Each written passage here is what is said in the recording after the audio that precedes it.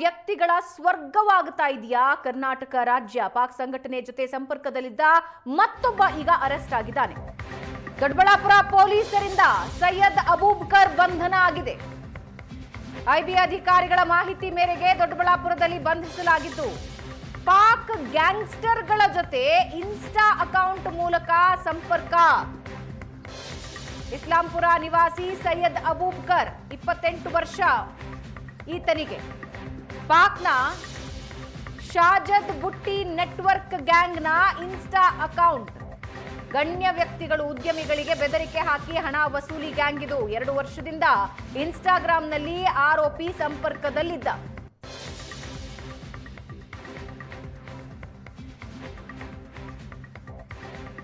ಇನ್ಸ್ಟಾಗ್ರಾಂನ ಹಮ್ಮದ್ mammon 333 ಅನ್ನೋ ಪಾಕಿಸ್ತಾನ್ ಗ್ಯಾಂಗ್ನ ಅಕೌಂಟ್ನಲ್ಲಿ ಈತ ಸಂಪರ್ಕದಲ್ಲಿದ್ದ. ತನ್ನ ಆಧಾರ್ ಕಾರ್ಡ್ ಎಲ್ ಕೊಟ್ಟು ಅಕೌಂಟ್ಗೆ ಲಾಗಿನ್ ಆಗಿದ್ದ ಈತ.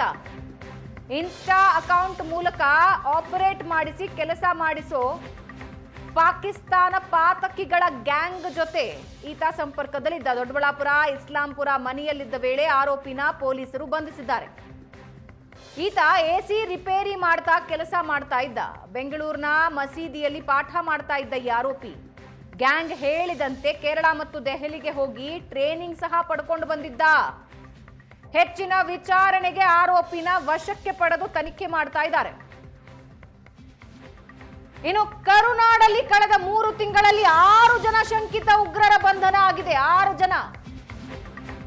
ಕಳೆದ ವಾರ ಸಿಲಿಕಾನ್ ಸಿಟಿ ಬೆಂಗಳೂರಲ್ಲಿ ಶಂಕಿತ ಉಗ್ರನ ಬಂಧನ ಆಗಿತ್ತು. ಶಂಕಿತ ಉಗ್ರ ಪಶ್ಚಿಮ ಬಂಗಾಳ ಮೂಲದ ಅಫ್ಸುಲ್ಲಾ ಮಲಿಕ್ ಲಾಕ್ ಆಗಿದ್ದಾನೆ. ಪಾಕ್ ಜೊತೆ ಸಂಪರ್ಕ ಇತ್ತು. ಜೂನ್ 5ಕ್ಕೆ ತುಮಕೂರಲ್ಲಿ ಅಲ್ಲಾ ಬಕ್ಷಿ ಅರೆಸ್ಟ್ ಆದ.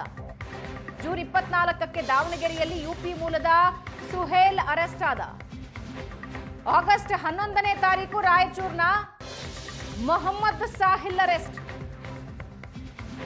ಇನ್ಸ್ಟಾದಲ್ಲಿ ದುಬೈನಲ್ಲಿದ್ದ ರಾಣಾಭಾಯ್ ಜೊತೆ ನಿರಂತರ ಸಂಪರ್ಕ ಹೊಂದಿದ್ದು ಗಲಭೆ ಸೃಷ್ಟಿ ಮಾಡೋದಕ್ಕೆ ಅಂತ ಶಸ್ತ್ರಾಸ್ತ್ರ ಕೇಳಿದ್ದ ಮೊಹಮ್ಮದ್ ಸಾಹಿಲ್ 15 ದಿನದ ಹಿಂದೆ ಕಲಬುರಗಿಯಲ್ಲಿ ಶಂಕಿತ ಉಗ್ರನೊಬ್ಬ ಅರೆಸ್ಟ್ ಆಗಿದ್ದಾನೆ.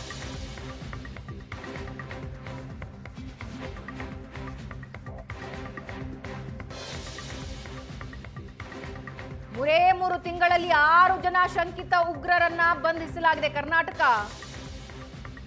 ಉಗ್ರರ ಸ್ವರ್ಗವಾಗ್ತಾ ಇದೆಯಾ, ಅಡಗುತಾಣವಾಗ್ತಾ ಇದೆಯಾ?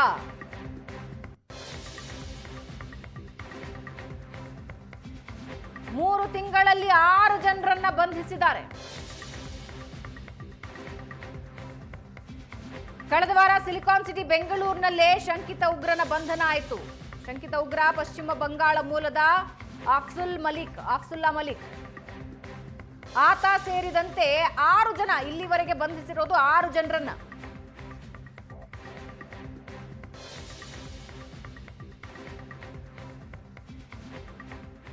ಈ ಬಗ್ಗೆ ಇನ್ನಷ್ಟು ಡೀಟೇಲ್ಸ್ ಹಂಚ್ಕೊಳ್ತಾರೆ ನಮ್ಮ ಪ್ರತಿನಿಧಿ ರವಿಕುಮಾರ್. ಸೈಯದ್ ಅಬೂಬಕರ್ ಬಗ್ಗೆ ಏನೆಲ್ಲ ಇನ್ಫಾರ್ಮೇಶನ್ ಸಿಕ್ಕಿದೆ ಸದ್ಯಕ್ಕೆ ರವಿ? ಜೊತೆಗೆ ಈತ ಎಲ್ಲಿಯವನು, ಈತನ ಮೂಲ ಏನು, ಈತನ ಪ್ಲಾನ್ ಏನಿತ್ತು?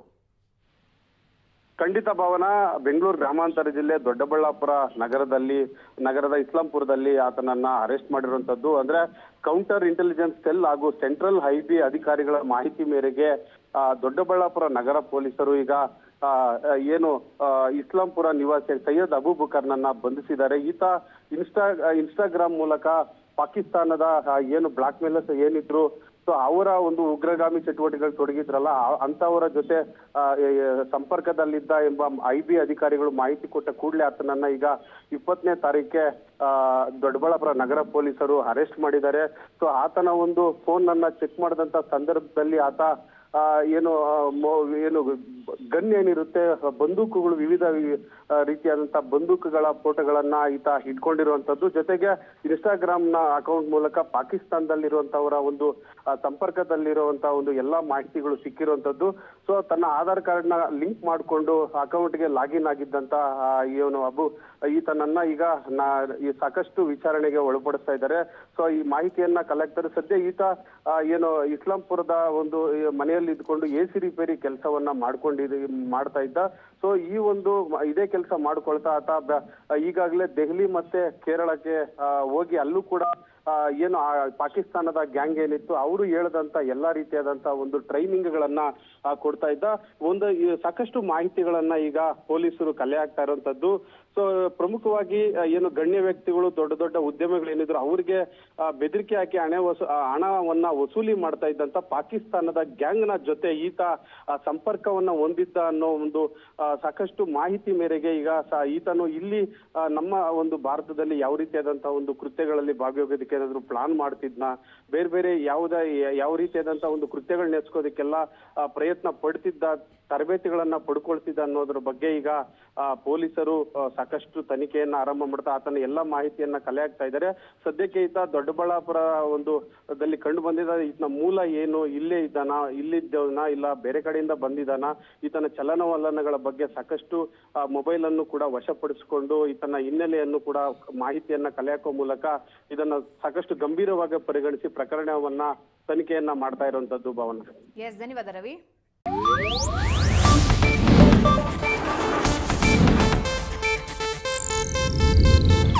ಇದು ಏಷ್ಯಾನೆಟ್ ನ್ಯೂಸ್ ನೆಟ್ವರ್ಕ್ ಪ್ರಸ್ತುತಿ.